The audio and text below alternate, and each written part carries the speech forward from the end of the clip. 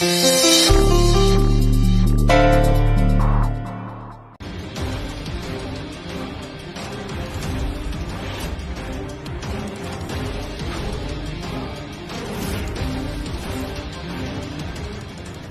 उसे। मेरे बेटे तक पहुंचने के लिए तुम्हें हम लोगों का सामना करना पड़ेगा। सौरा जी, क्यों बेकार में अपनी जान गंवाना चाहते?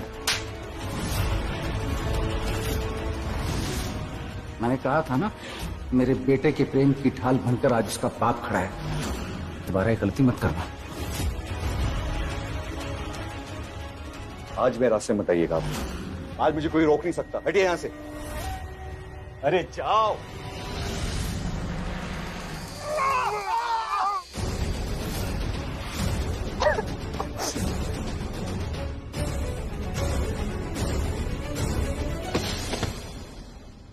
आज तुझे मेरी प्रार्थनाओं का भोलेनाथ बनके, मेरी बेटी की दुआओं का खुदा बनके उनके प्रेम की रक्षा करनी होगी प्रभु।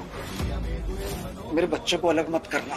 अब आप देखिए मैं क्या करता हूं।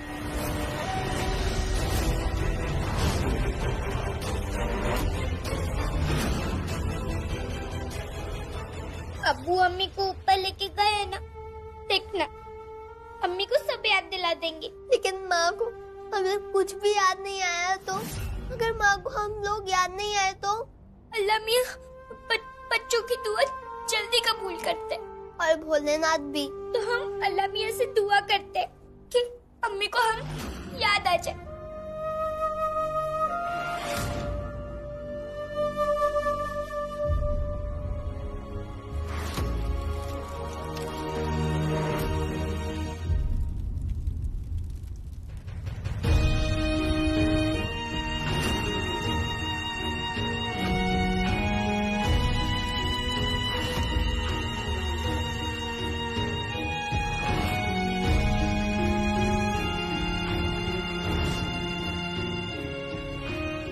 हे भगवान, माँ को सब कुछ याद दिला देना।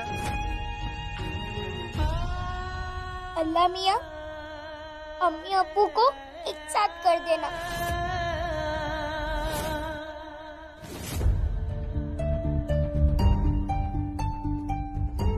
क्या कर रहे हो ये? गिरने की भी एक हद होती है। तुम मेरी जान इसलिए लेना चाहते हो क्योंकि मैं एक दूसरे आदमी से शादी करने जा रही हूँ, क्योंकि मैं दूसरे मजहब की हूँ, सिर्फ इसीलिए ना। कैसी बातें कर रही हो चाहत? ये कैसी बातें कर रही हो?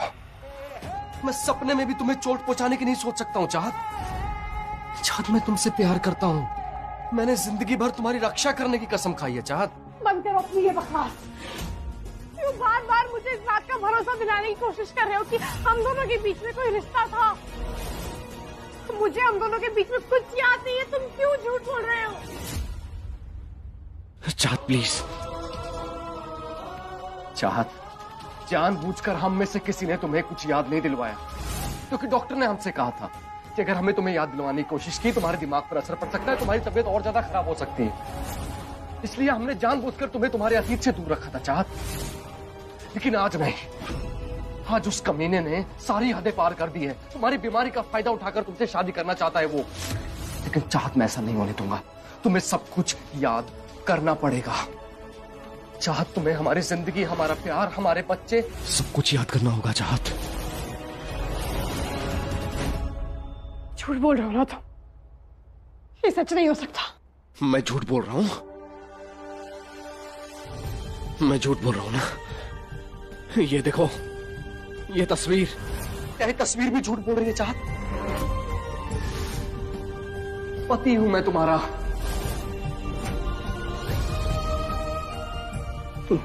ये देखो, श्लोक और दुआ। ये हमारे बच्चे हैं, नवेली के बच्चे नहीं है। ये हमारे प्यार की निशानी है चाहत। चाहत, प्लीज कुछ याद करने की कोशिश करो। चाहत, वो देखो, सरस्वती दी याद है तुम्हें? मेरी भग्स। चाहत, पता है जब भग्स प्रेग्नेंट थी ना, तो आलेख ने भग्स की जान लेने की कोशिश की थी। मैं पूरे गांव वालों को आपका सच पता करूंगी। तब तुमने और तुम्हारे बाबा ने बख्श को बचाने की कोशिश की थी, और जो बख्श के पेट में जो बच्चा था तुम लोगों ने बचाया था। तुम्हें याद है, तुमने उस बच्चे का नाम दिया था कृपा। कृपा को जन्म देने के बाद बख्श की जान चली गई। उसके बाद आलेख के बहकावे में आकर मैंने तुम्हारे हॉस्पिटल और तुम्हारा घर जला दिया चाहत, और तुम्हें बंदी बनाकर अपने पास ले आया। लेकिन मैं नहीं जानता था चाहत कि जिसको मैं जानवरों के जैसे एक बंद कमरे में बांध कर रख रहा हूं, उसके साथ मेरा जीवन भर का एक बंधन जुड़ जाएगा। क्या कर रहे हैं हम लोग? कब तक इन लोगों को रोक पाओगे तुम लोग? आज सवाल हम सबकी बेटी का है, इनका गुस्सा काबू नहीं कर पाओगे तुम लोग। सवाल आपकी बेटी का नहीं है, सवाल हमारे भैजी और उनकी पत्नी का है। मैंने पुलिस को फोन कर दिया है, वो बस आते ही होंगे। अगर ये जिद पर अड़े हैं तो हम सब ने भी चूड़ियां नहीं पहनी है। भाइयों, हथियार उठाइए। भूपेंद्र! भूपेंद्र! कितने अफसोस की बात है कि अभी अभी तुम दोनों मिले हो, पर जुदा होने का वक्त आ गया। जी भर के देख लो एक दूसरे को जी भर के, क्योंकि तुम दोनों में से किसी एक का सफर तो आज खत्म हो जाएगा, अभी के अभी।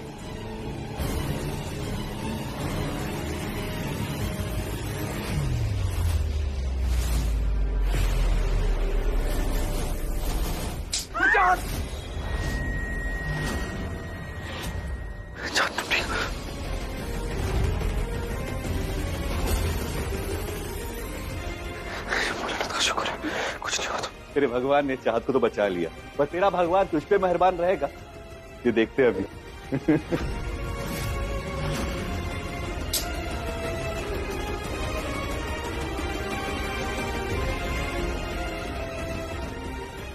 नील,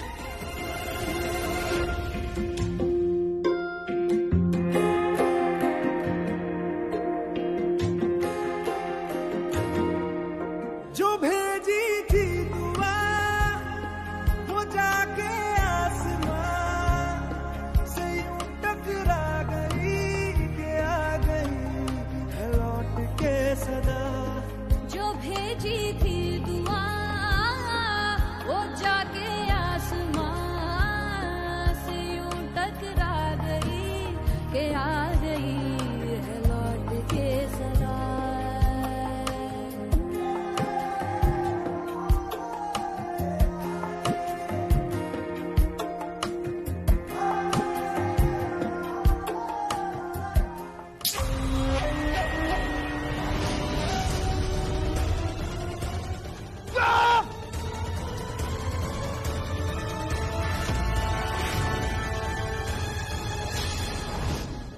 आप लोगों को समझ में नहीं आता क्या कर रहे हैं आप लोग? अरे इस महिला की बातों में मत आइए। धर्म कोई भी हो हिंसा का प्रोत्साहन तो नहीं करता ना। हर धर्म प्रेम और अहिंसा की सीख देता है। क्या कर रहे हैं आप लोग? जिन लोगों ने हमारी बच्ची को बंदूक के जोर पर अगवा किया है, उन लोगों के मुंह से अमन और शांति की बातें अच्छी नहीं लगती। चलिए। रुकिए रुकिए रुकिए, मैं आश्वासन देता हूँ, मेरा विश्वास कीजिए, मेरा बेटा नीलकंठ चाहत को कोई चोट नहीं पहुंचाएगा। बहुत प्रेम करता है उससे। मैं मानता हूँ आप सब पूरी श्रद्धा से अपने धर्म का पालन करते हैं। मैं भी पंडित हूँ। पहले आप लोगों की तरह मैं भी उनके प्रेम का विरोध करता था, क्योंकि समाज ने हम लोगों की आंखों पर धर्म की पट्टी बांध रखी है। धर्म तो फूलों सा होना चाहिए जो हमेशा वातावरण को सुगंधित करता है। उसमें विष घोल के प्रेम की बलि देने का पाप हम लोग कैसे कर सकते हैं?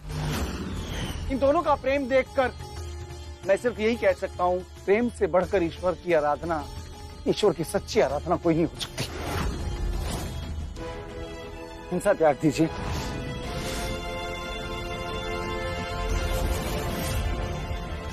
फूफा जी, वो देखिए।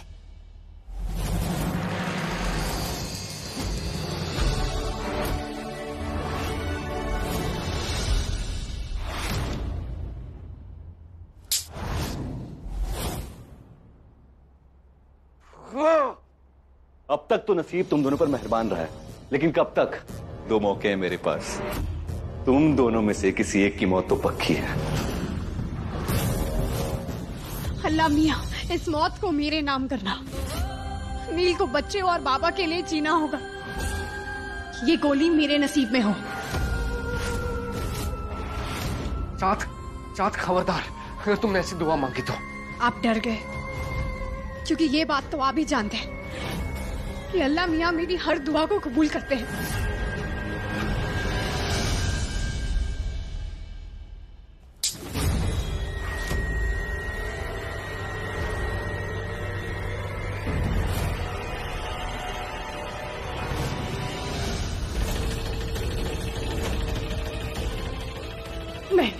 नहीं, ऐसा नहीं हो सकता। आखिरी गोली बची इसमें। अब नील की मौत अगर खुदा की मर्जी है तो चाह तुम क्या कर सकती हो इस बीच में?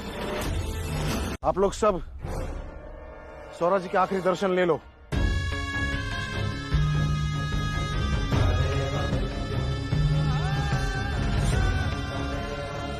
मालिक जी प्लीज ऐसा मत कीजिए, मुझे बाबा को देखना है।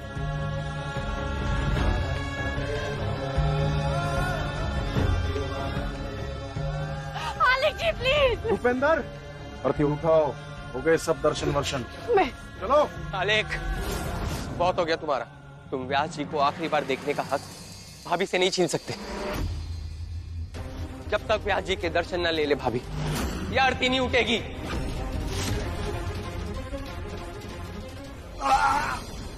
बाबा,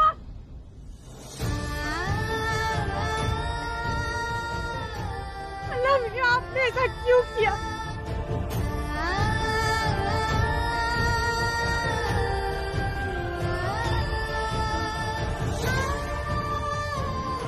पहले ही आपने मुझसे मेरे एक बाबा छीन लिए और आज मेरे दूसरे बाबा भी।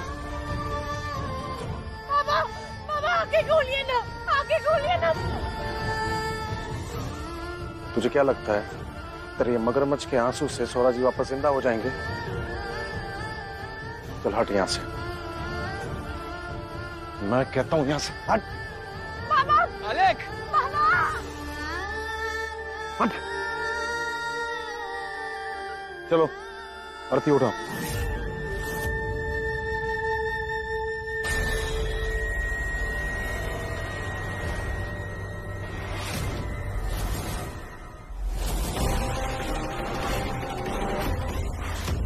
रुक जाओ। बाबा जिंदा है।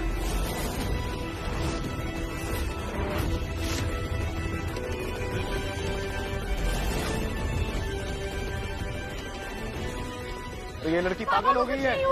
आप लोग इसकी बात को मत सुनिए। सौरा जी की मौत का भी मजाक बना रही है। उठाओ आरती। मैं इस बात का मजाक क्यों बनाऊंगी? मैंने खुद पापा के हाथ को हिलते हुए देखा है। व्यास जी, हाँ?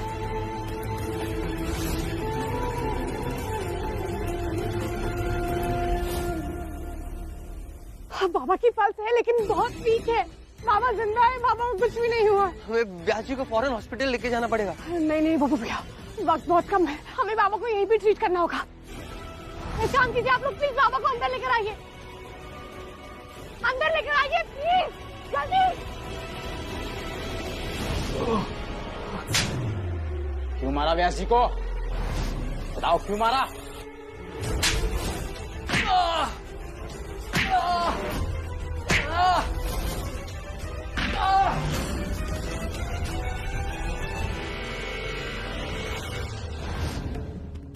बाबा आगे खोलिए ना, कुछ नहीं होगा आपको। देखिए मुझे सब याद आ गया। मेरे होते हुए आपको कुछ नहीं होगा। आपकी चाहत आपको कुछ भी नहीं होने देगी।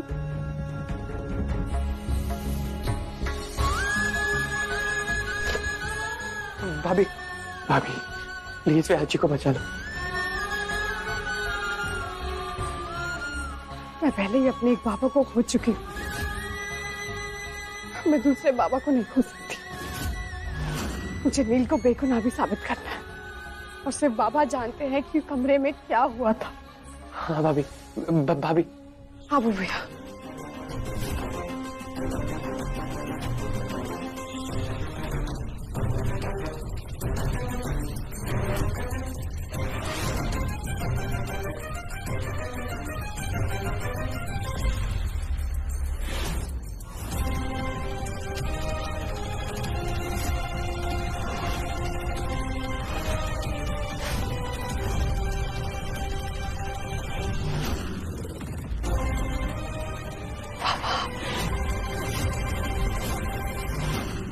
भाभी बिल्कुल अकेली है, बिना किसी की मदद के वो सर्जरी कर रही है। भगवान करे उनका ये प्रयास सफल हो। उनका प्रयास जरूर सफल होगा भूपू चाचा, क्योंकि दादू के लिए मैं और दुआ दोनों प्रार्थना करेंगे। और वैसे भी अल्लाह मियाँ बच्चों की दुआ जल्दी कबूल करते।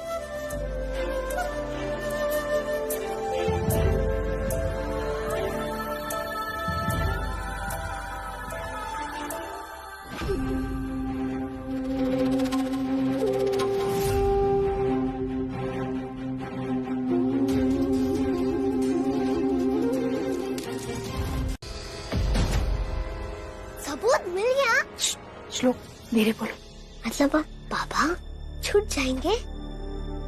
चाँद इसे मुझे दो, मैं जांच करने के लिए इसे लैब लेकर जाती हूँ और पता करवाती हूँ कि नीलकंठ जी के उंगलियों के अलावा और किसकी उंगलियों के निशान है इस पर। तुम घर जाओ, पापा को तुम्हारी जरूरत है। थैंक यू अल्लाह।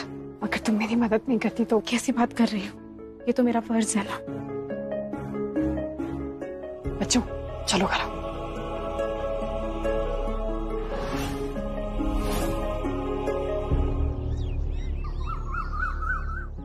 बाबा आप जानते हैं आज मैंने अल्लाह मियाँ से दो दुआएं मांगी।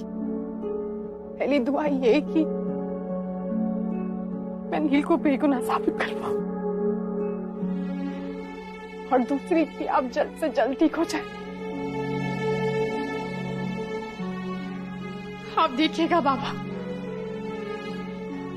हम सब बहुत जल्द साथ होंगे।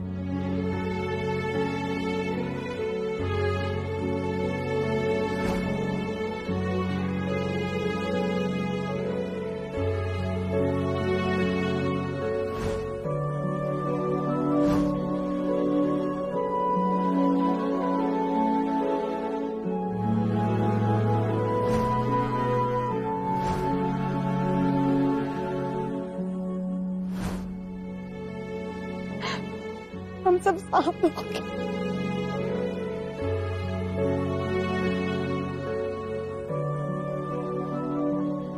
बाबा आप वापस तो आएंगे ना?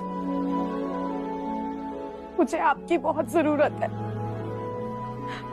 बहुत ज्यादा जरूरत है। मुझे माफ कीजिएगा, जब मेरी याददाश्त चली गई थी तो मैंने आपके साथ बहुत बदतमीजी की। प्लीज मुझे माफ कर दीजिए, प्लीज प्लीज कोमा से बाहर आ जाइए ना मामा। मैं अपने सर पे आपका आशीर्वाद वाला हाथ महसूस करना चाहती हूँ। हर छोटी बड़ी कंफ्यूजन में आपकी राय लेना चाहती हूँ, आपकी डांट सुनना चाहती हूँ, आपके मार्गदर्शन पे चलना चाहती हूँ। आप प्लीज ठीक हो जाइए ना। आपको याद है जब मैं इस घर में नई आई थी तो कैसे आपको योगा सिखाया करती थी? वो चिप्पी टिप्पा कॉम्पिटिशन, वो सारे पल मुझे फिर से जीने हैं। अगर आप उज्जैन प्राणायाम करेंगे ना तो लंग्स कैपेसिटी ज्यादा बढ़ेगी। पहले मैं हर संडे ट्रैक पे जाती थी, वो भी बिना ब्रेक लिए। दीर्घ प्राणायाम करती तो ऊंचे पर्वत पे भी चढ़ सकती थी। और अगर आप उज्जैन प्राणायाम करते तो टूंगनाथ के आगे चंद्रशिला की चोटी तक चल पाते। चलिए अब आपकी बारी। 1 2 1 2 3 मैं जीत गई।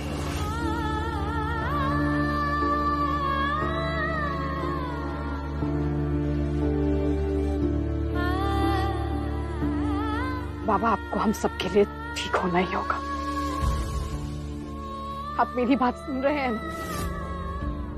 आपकी चाहत आपको कुछ नहीं होने देगी। मैं आपको ठीक करके रहूंगी। चाहत, अलगू वो जरूर फॉरेंसिक लैब से फिंगरप्रिंट्स के रिपोर्ट्स लेकर आई होगी। मैं जाकर देखती हूँ।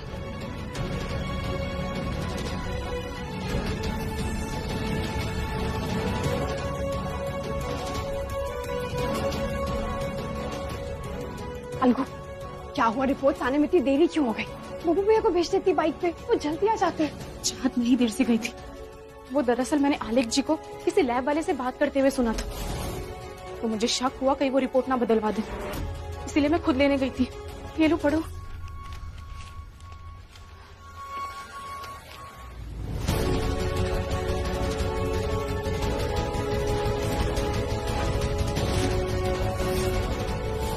या अल्लाह, ऐसे कैसे हो सकता है?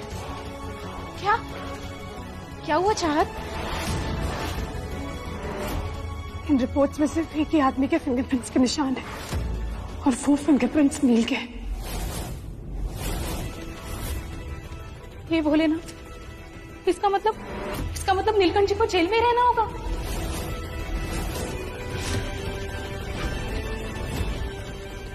या अल्लाह, हल्कू ऐसे कैसे हो सकता है?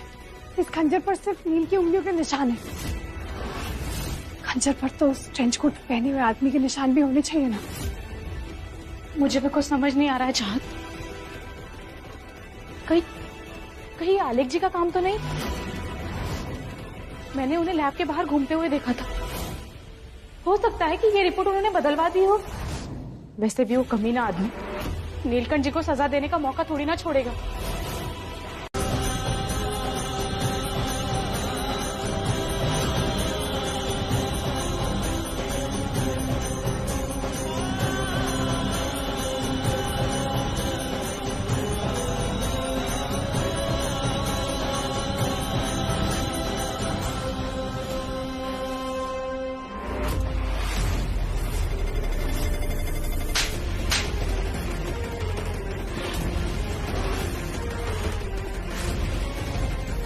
तुम्हें क्या लगा तुम अपने कपड़े बदल के आ जाओगे तो सच्चाई का पता नहीं चलेगा?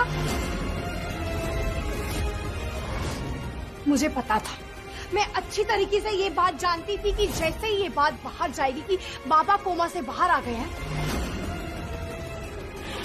तुम बाबा पर हमला करने ऊपर चले गए। क्योंकि कल जो कुछ भी हुआ उसके पीछे आलेख नौटियाल का हाथ था।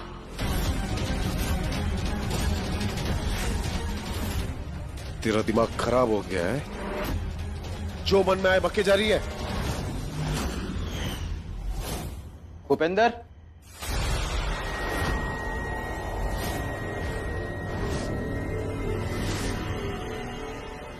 क्यों बुलाया मुझे यहाँ?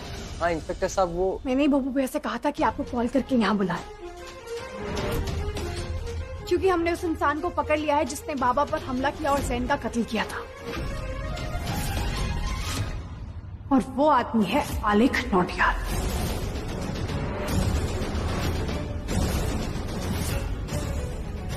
इंस्पेक्टर साहब, ये लड़की पागल है।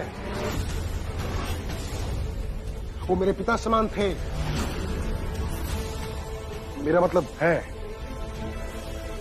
मैं सपने में भी नहीं सोच सकता उनको मारने का।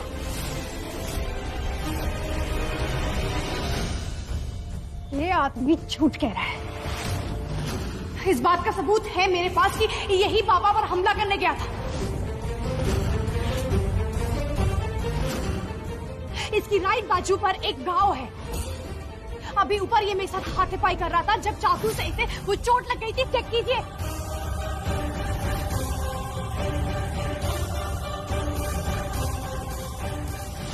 कहाँ है घाव? रुक, कहाँ है? निशान?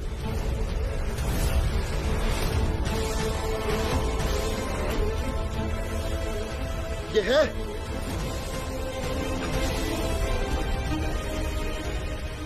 ये कहाँ है निशान? अपने पति को बचाने के लिए कुछ भी मत बोल।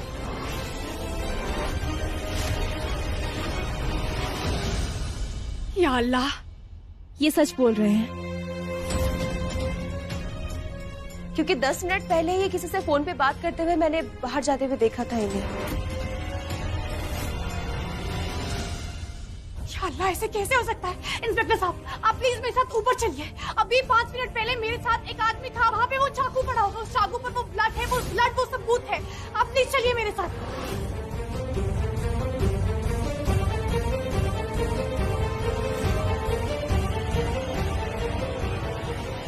इंस्पेक्टर साहब आइए। यहीं पे वो चाकू है, उस चाकू पर उस आदमी के खून के निशान है। अगर हम एक बार वो खून के निशान टेस्टिंग के लिए देंगे तो हमें पता चल सकता है कि वो ट्रेंच कोट में जो आदमी था वो एक्चुअली में कौन था। ये देखिए, ये रहा वो चाकू, मैं दिखाती हूँ आपको। ये देखिए, ये रहा।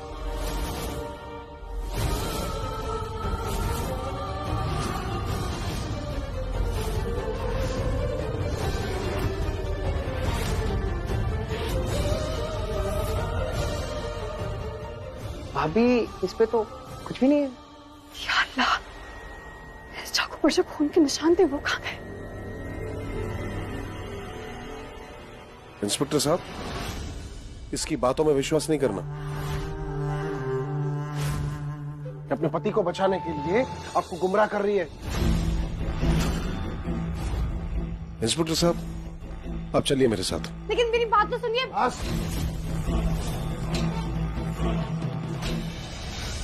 चलिए।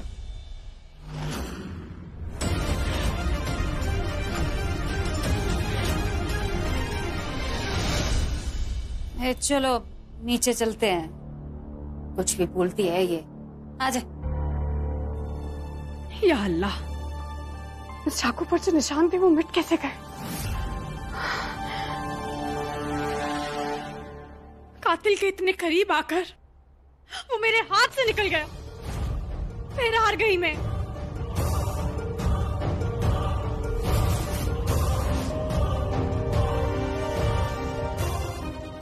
ये रुमाल जरूर उस ट्रेंच कोट वाले आदमी का होगा।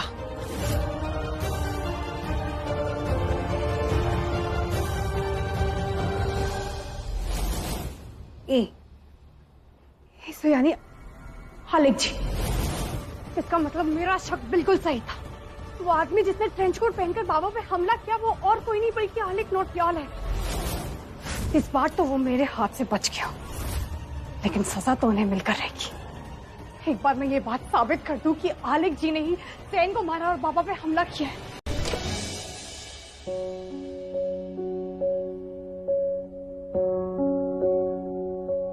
चाहत, मुझे माफ कर देना। तुम्हें ये चोट मेरी वजह से लगी है ना? मुझे ध्यान देना चाहिए था। ऐसे कैसे मेरे हाथ से छूट गई? कैसी बातें कर रही हो उल्का?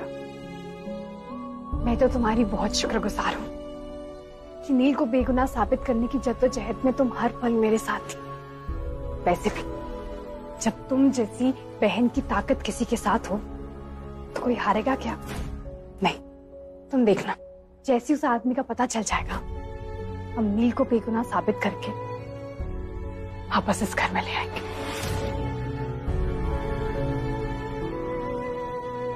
भाभी, चलो चल के देखते हैं। मम्मी, बैंक वाले का फोन आया है। थैंक यू अल्लाह मियाँ, बस कोई खुशखबरी ही सुनाना। आई होप उस कातिल का नाम पता चल जाए। हाँ हाँ, ठीक है ठीक है। उस आदमी की डिटेल्स पता चली? हाँ भाभी, सचिन ने मुझे मेल किया है, जरूर उसमें उस आदमी का नाम होगा। आप प्लीज मेल को।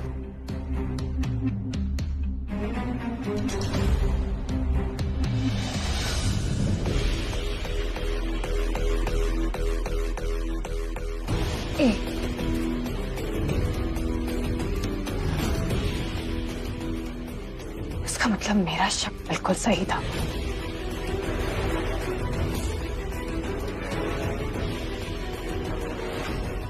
ये लोड होने में इतना वक्त क्यों लगा रहा है?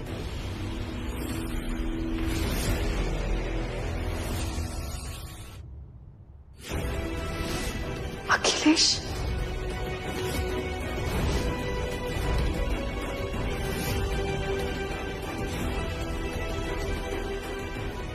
ये तो किसी अखिलेश का अकाउंट नंबर है, लेकिन अब ये कौन है?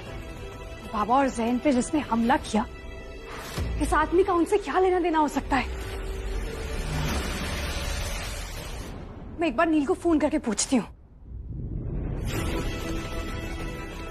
हेलो इंस्पेक्टर साहब, आप प्लीज मुझे नील से बात करवा सकते हैं? प्लीज बस 2 मिनट बात करूंगी, बहुत अर्जेंट है। हाँ, थैंक यू। हेलो नील, आप किसी अखिलेश को जानते हैं? नहीं, मैं इस नाम के किसी आदमी को नहीं जानता। हाँ ठीक है।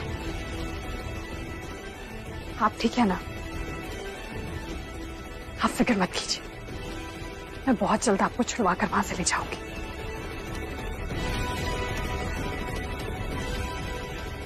नील ने कहा कि वो किसी अखिलेश नाम के आदमी को नहीं जानते।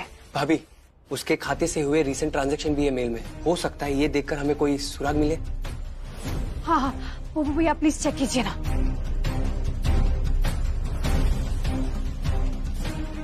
आखिरी बार इस अकाउंट से किसी सुंदरमणि परमेश्वरम को पैसे गए। सुंदरमणि परमेश्वरम? ये नाम तो सुना सुना लग रहा है। वो ये क्या नाम बोला आपने? सुंदरमणि परमेश्वरम। क्या आप जानते हो ऐसे किसी को? पता नहीं, लेकिन ये नाम कुछ सुना सुना सा लग रहा है। एक मिनट।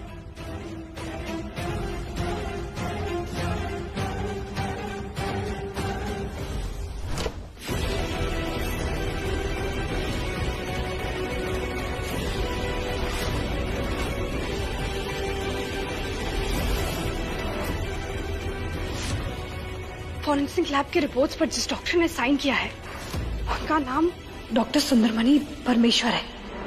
अगर अखिलेश के अकाउंट से पैसे डेबिट हुए हैं तो इसका मतलब साफ है ये रिपोर्ट्स पैसे खाकर बनाए गए हैं। मुझे जल्द से जल्द पता लगाना होगा कि ये अखिलेश नाम का आदमी कौन है जो नील को फंसाने की कोशिश कर रहा है।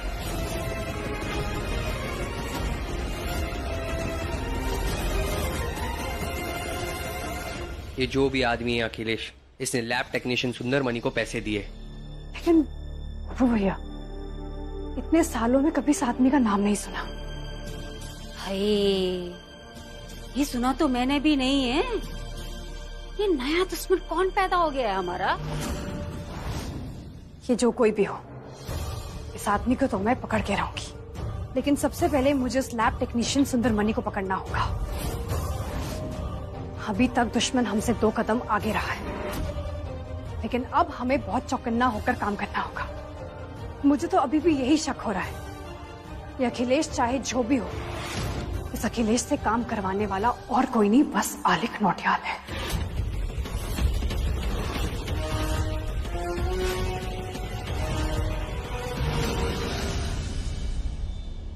अलकनंदा कहाँ है? वो तो बच्चों के स्कूल का सामान लेने बाहर गई है। ठीक है, मैं एक काम करती हूँ, मैं अलकनंदा को एक मैसेज ड्रॉप कर देती हूँ कि हम बहुत जल्द सच्चाई तक पहुंचने वाले हैं, क्योंकि अगर अलकनंदा मेरा साथ नहीं देती तो मैं यहाँ तक कभी नहीं पहुंच पाती।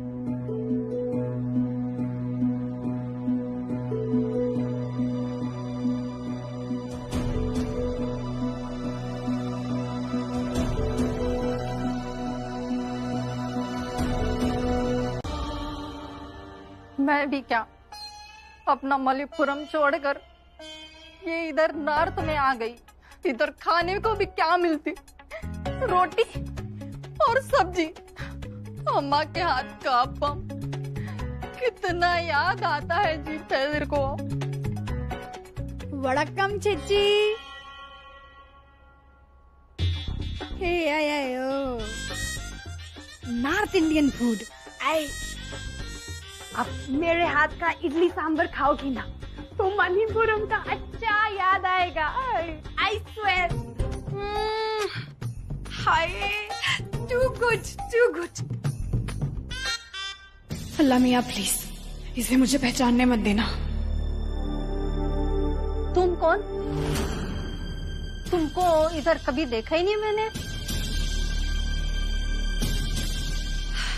चेची, क्या ना सिर्फ? हाँ बैठो। वो क्या है ना, अभी हम इधर पे शिफ्ट हुआ है और मेरे हस्बैंड का ट्रांसफर इधर हुआ है, तो मैंने उनको बोलकर ये साउथ इंडियन टिफिन सर्विस शुरू किया। आपकी पोड़े पोड़े पोड़े टिफिन सर्विस। लेकिन तुम्हारा नाम क्या है?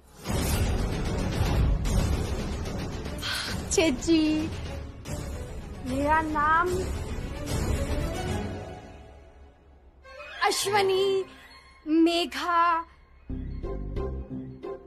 पूरन वाशु, स्वाति। वो क्या है ना, मुझे प्यार से सब स्वाति कहकर पुकारते हैं। इतना बड़ा नाम? आयो चिच्ची, सिर्फ नाम बड़ा नहीं, काम भी बहुत बड़ा करती है मैं। मेरे हाथ का इडली सांबर ट्राई करो, I swear it's too good. मैं सर्व करती है आपको।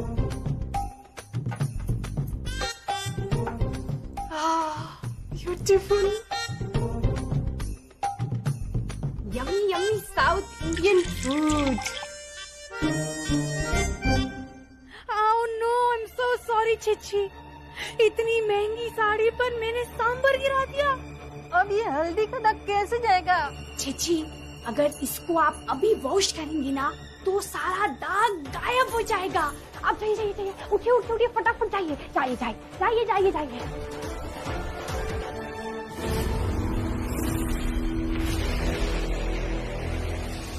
इसके फोन में जरूर अखिलेश का नंबर सेव होगा।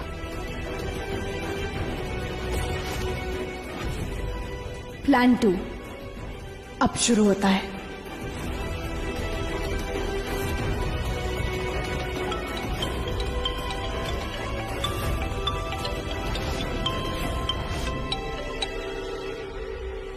हेलो हेलो, मैं ब्यूटी, अब मैं सुंदर मनी बोलती हूँ। जो तुमने मुझे अभी अभी पैसा दिया है उसमें 2000 का सारा नकली नोट है। तुमने मेरे साथ बहुत बड़ा फ्रॉड किया है। अभी आकर ये नोट बदली करके दो मेरे को, नहीं तो मैं तुम्हारी सारी सच्चाई उस, क्या नाम कहा था तुमने, हाँ, चाहत को बता दूंगी। अब तुम्हारी पनिशमेंट ये है, अगर मेरा मुंह बंद करना चाहते हो ना तो मुझे 1 लाख रुपए और देने पड़ेंगे। अच्छा मेरी बात ध्यान से सुनो, जो काली माता के मंदिर के पीछे वाली गली है ना, मुझे वहां पे मिलो। आधे घंटे में जल्दी पहुंच जाओ, सारे पैसे लेकर।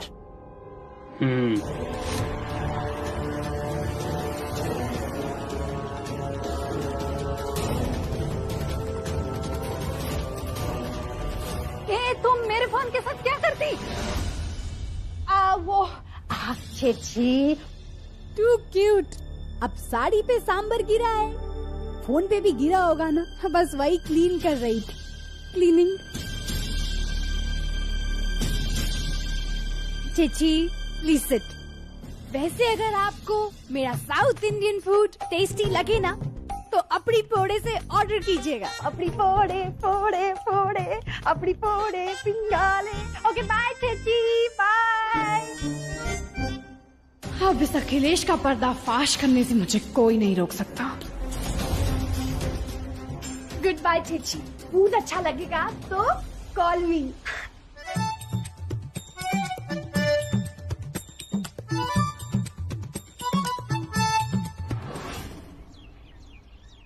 हेलो, हाँ बुबू भैया, बुबू भैया मैं उस ट्रेंच कोट वाले आदमी से मिलने यहाँ पर आ गई हूँ।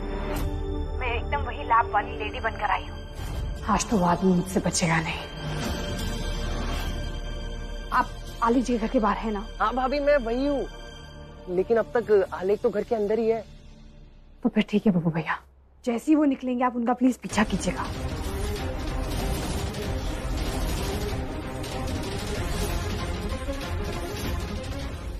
भाभी आलेख घर से बाहर आ गया है। भैया जल्दी ध्यान से आप उनका पीछा कीजिए।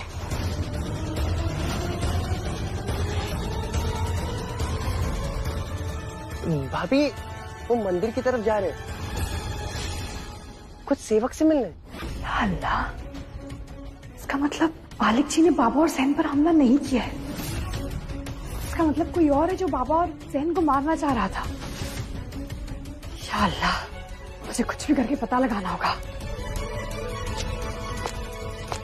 अच्छा बुबू भैया, वो ट्रेंच कोट वाला आदमी आ रहा है।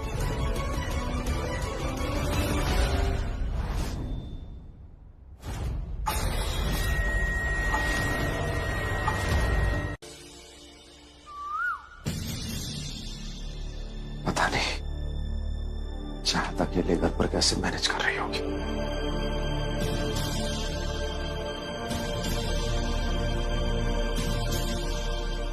कल से कुछ खाया नहीं है तूने? खा ले वरना मर जाएगा। और वैसे भी जो खुद के बाप को मारने की कोशिश करे उस आदमी का जिंदे रहने का भी कोई हक नहीं है। और तू ऐसा आदमी है, इसीलिए तो तेरी पत्नी का चक्कर चल रहा था उस जैन के साथ। मेरी पत्नी के खिलाफ एक शब्द बोला ना, जान ले लूंगा तेरी, मैं समझा दूं। और इसको धमकी देता है। ये ले, खाना है तो खा वरना मर।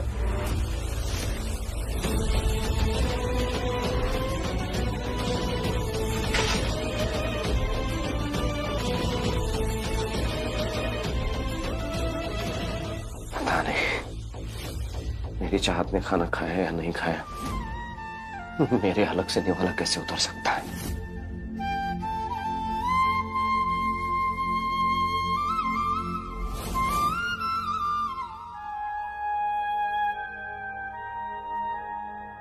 जो भी प्रॉब्लम्स है वो हम साथ मिलकर डील कर लेंगे। तो आप खाने से दुश्मनी क्यों निकाल रहे हैं? चलिए खाना खा लीजिए, बैठिए इधर।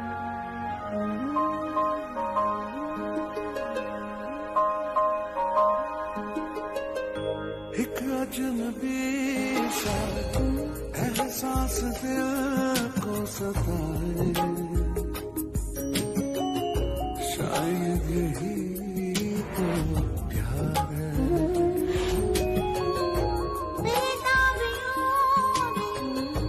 धड़कन मेरी चल पाए, शायद यही तो प्यार है। ये तो गलत है ना, अगर आप खाना नहीं खाएंगे तो आप कमजोर पड़ जाएंगे। अब अगर आप कमजोर पड़ गए तो आपकी चाहत को हिम्मत किससे मिलेगी? मैं तुम्हें क्या हिम्मत दूंगा चाहत? चाहत तुमसे हमारे परिवार की हिम्मत है। मुझे इतना पता, मैं रहूं या ना रहूं, लेकिन तुम्हारे होते हुए हमारे परिवार पर कोई आंच नहीं आएगी।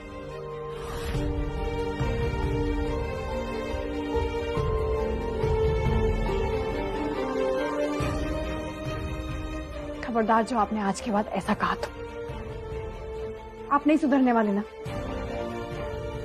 जाइए, मुझे बात नहीं करनी आपसे। अच्छा सॉरी शमी, मैं मजाक कर रहा था। मेरे को बात ही नहीं करनी। चलो मेरे हाथ से खाना खाओ। ना, मुझे नहीं खाना।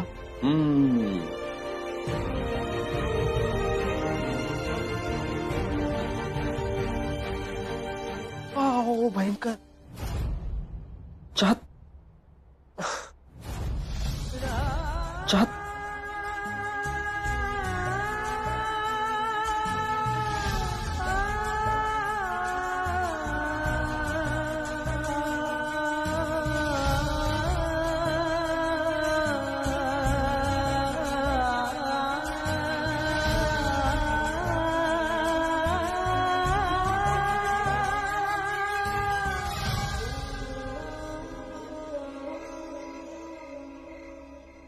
या लास्ट खिड़कियां कैसे खुली छोड़ दी मैंने।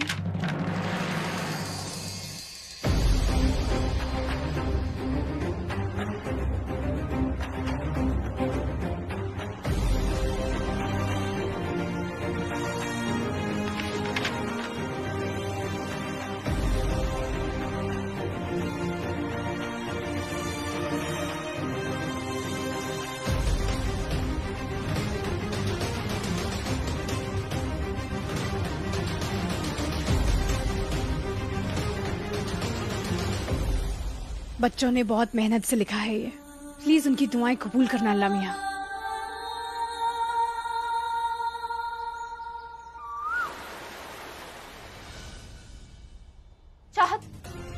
चाहत नीचे पुलिस आई है, बोल रहे घर की कुछ तलाशी लेनी है।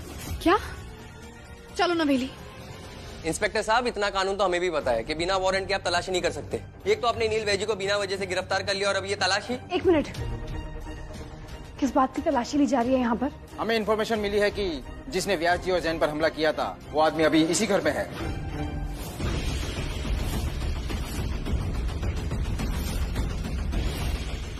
एक मिनट इंस्पेक्टर साहब, ऐसा नहीं हो सकता, क्योंकि जिसने जैन और बाबा पर हमला किया वो कोई औरत है, आदमी नहीं। और इस घर में जितनी भी औरतें हैं वो सब व्यास जी की बहुत ज्यादा रिस्पेक्ट करती हैं। आपको कोई गलत फहमी हुई है, आप प्लीज जा सकते हैं। वो तो तब पता चलेगा जब हम पूरी तलाशी ले चुके होंगे। चलो तलाशी करते हैं, चलो। इंस्पेक्टर साहब, लेकिन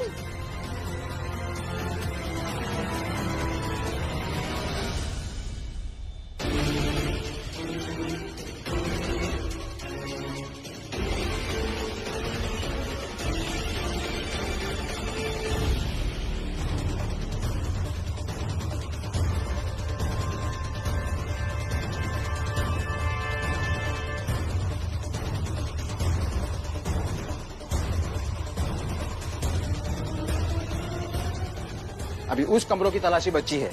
चलो। लेकिन इंस्पेक्टर साहब,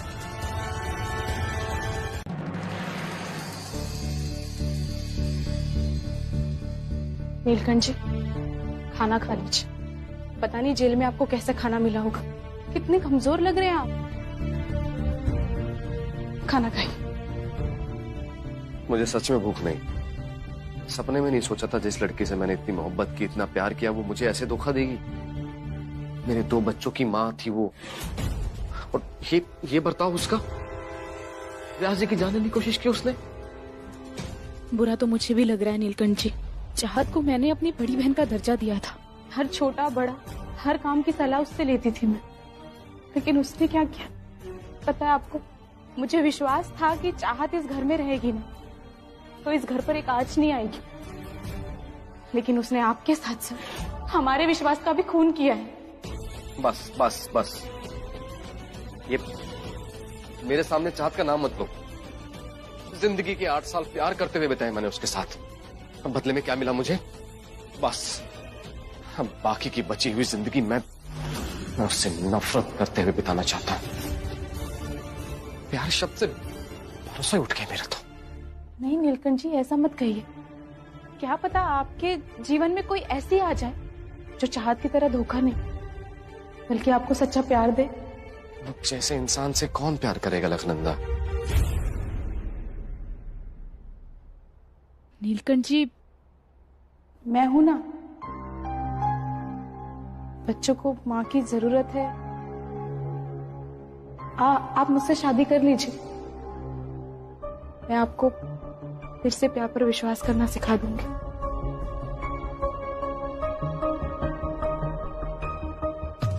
नहीं अलकनंदा,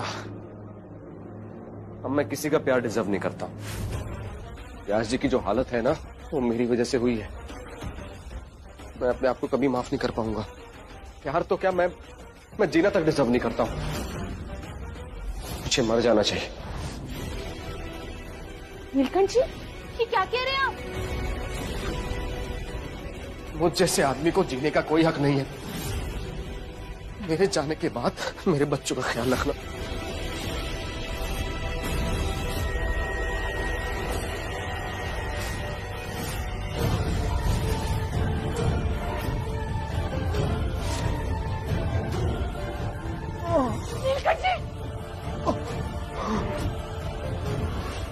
मैं जा रहा हूं।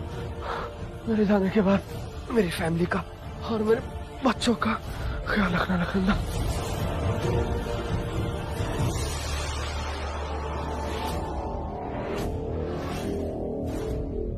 नीलकंठ जी, नीलकंठ जी, नीलकंठ जी, नीलकंठ जी, नीलकंठ जी उठिए। नीलकंठ जी, नीलकंठ जी, ये क्या कर दिया नीलकंठ जी आपने? नीलकंठ जी,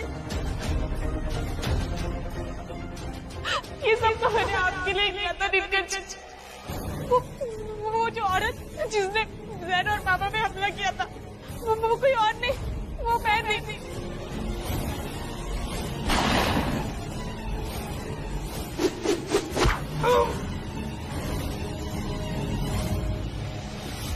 मैंने ये सब इसलिए किया ताकि खून का सारा इल्जाम चाहत पे आ जाए और वो मेरे रास्ते से हट जाए। नीलकंठ जी, वो कोट, वो डायरी, वो सब कुछ मैंने चाहत की अलमारी में रखा था। चाहत को ये बात पता चल गई कि हमला करने वाली कोई औरत थी। इससे पहले कि चाहत और तहकीकात करे, अब मुझे उसे रास्ते से हटाना होगा।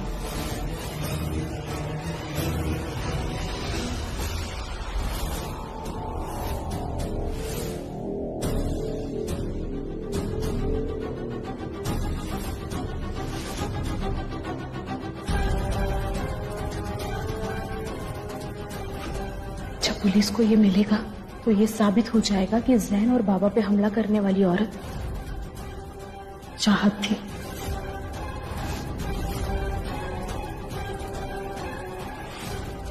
मैंने तो ये सोचा था चाहत का गिरफ्तार होने के बाद आप उससे नफरत करेंगे और मुझसे शादी कर लेंगे, लेकिन आपने तो अपनी जान दे दी नीलकंठ जी।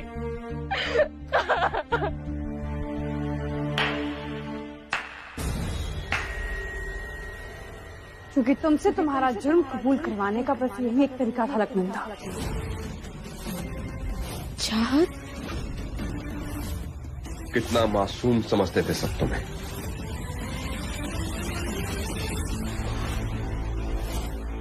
व्यास जी ने तुम्हें इस घर में शरण दी और तुमने उसकी जान लेने की कोशिश की। तुम्हारी सजा कानून तय करेगा और उसके लिए मेरे पास सबूत है, वो देखो। सब कुछ रिकॉर्ड किया है मैंने।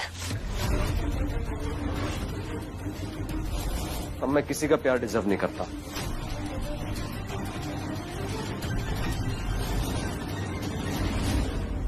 औरत जिसने जैन और बाबा को मारा वो कोई और नहीं, वो मैं थी नीलकंठ जी।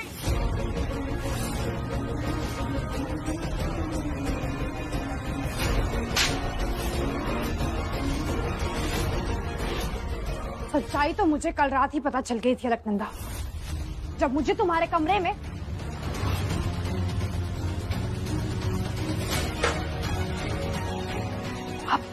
मेरी इयररिंग, इनको अपने कपड़े यहाँ क्यों रखेगी? ये लड़की भी ना।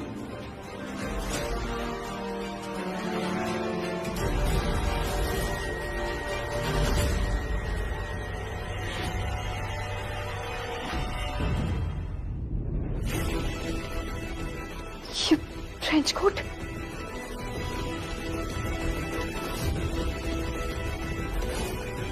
और ये चेकबुक। इसका मतलब उस दिन बाबा और सैम पर अलकनंदा ने हमला किया था। अलकनंदा को तो मैं छोड़ूंगी नहीं, अभी नहीं। अगर मैं अलकनंदा से डायरेक्टली सवाल करूंगी तो वो मना ही करेगी, और नील को बेगुनाह साबित करने के लिए मुझे जो भी करना है बहुत प्लानिंग से करना होगा।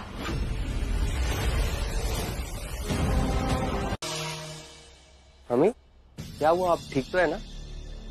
इतनी परेशान लग रही हो। इस साल व्यास जी अखंड ज्योत नहीं ले जा पाएंगे, और मैंने तो सुना है कि आलेख वो मंदिर के ट्रस्ट वालों से कुछ बात करके मंदिर की ज्योत लाने वाला है। एक पापी के हाथों में पावन ज्योत। जाने दो ना माँ, सिर्फ जोत उठाने से किसी के पाप नहीं धुल जाते। भोलेनाथ जब चाहेंगे उसको उसके पापों की सजा मिल जाएगी।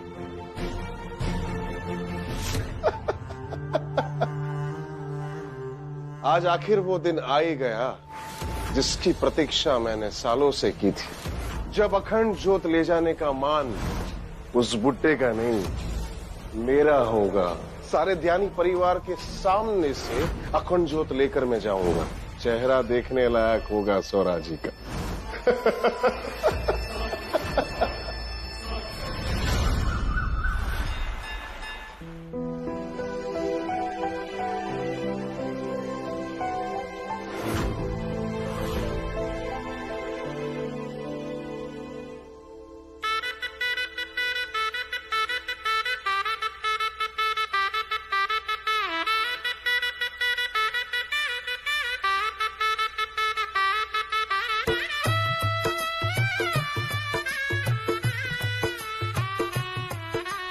आज से तेरी सारी गलियां मेरी हो गई, आज से मेरा घर तेरा हो गया, आज से मेरी सारी खुशियां तेरी हो गई, आज से तेरा गम मेरा हो गया। ओ तेरे कांधे का जो दिल है, ओ तेरे सीने में जो दिल है, ओ तेरी बिजली का जो बिल है, आज से मेरा हो गया।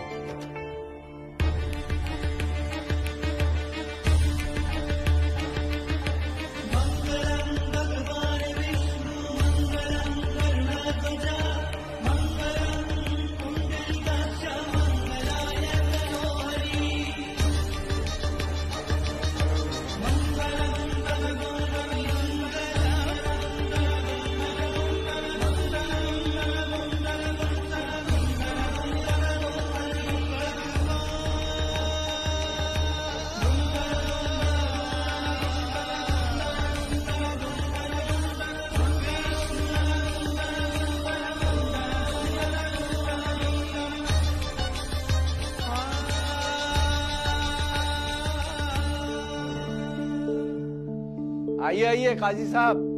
नमस्कार। आदाब। नीलकंठ के धर्म के हिसाब से तो शादी हो गई है जी।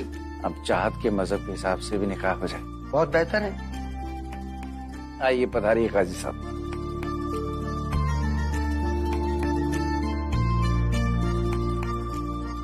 ऐसे क्या देख रही है? कहा था ना मैंने, अब से तेरी माँ मैं हूँ। और फिर शादी के मंडप में, मेरा मतलब है कि निकाह के मंडप में अकेले कैसे छोड़ती।